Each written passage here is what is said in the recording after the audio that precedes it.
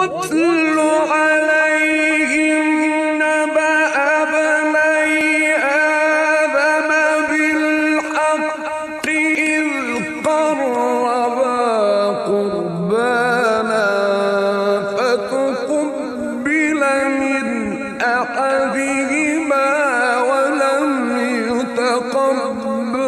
من الآخر قال لأقتلنك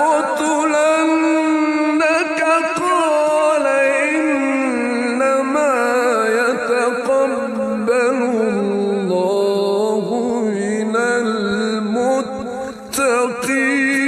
المتقين قال إنما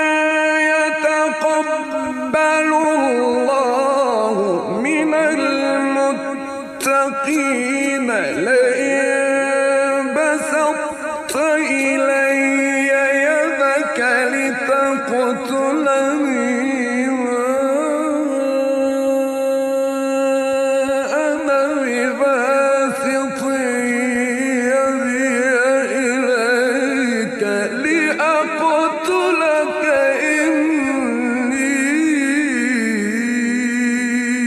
أخاف الله رب